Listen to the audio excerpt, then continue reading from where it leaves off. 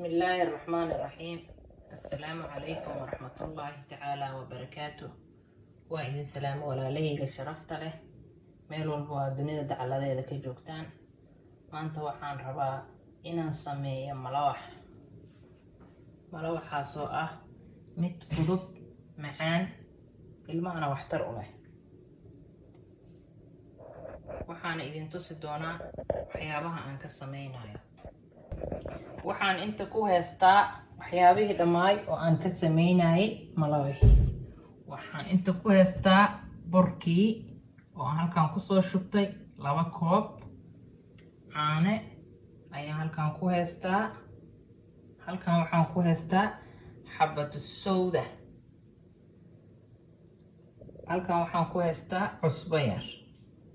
halkan waxaan ku haystaa sokor inta wax yar oo subag ah oo soo qandiciyay intana heel 2 xabo oo kun ah.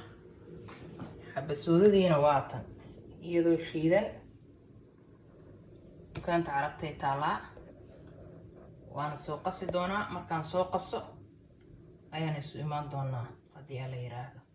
xabasuudadana sideedaba aniga ayaa ku qasto. waxaana ugu qastaa maadaama aan joogno dhul qabow oo baraf leh. ilmihiina meesha xanaanada markii la geynayo ay hergabka si fiican uga keenaan. marka aynan caanaha haddaan ugu qandiciyana iga cabaynin. dadka waaweyn shaah bay ku darsadaan iyaga kuma cabaayaan. marka ma dareemayaan markaa ku qasatid malawaxa. saas darteed malawaxaan ugu qasaa waan siiyaa. hergabka iyo iyaga isma yaqaaniin. marka saasaan ku jeclaaday. anigana waxaan idin dhihi lahaa haddii maadaama ilmihiina aynan cunaynin sida aniga ilmahayga oo kaleeto xabasuudada qaabka dadka waaweyn ay u cunaan malawaxa iyo mishaarida markaa u karinaysaan ugu dara haddii alla yiraahdo. bismillaahi raxmaani raxiim. waa kan xabadii u horeysay aan ku bilaabaynaa malawaxa.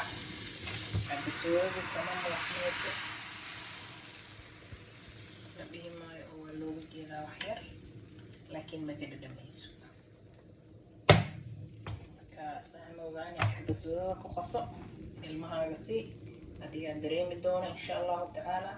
الحمد لله أنا كلي وأنا هدية وإن سلام يا غير بدنا إذن رجينا يا ولا شيء أو ربطنا كسر ويسان يوتيوب كده ملوحي مركي أندو سيدو إكاذا كلي وأصل قبس الدونة إن شاء الله.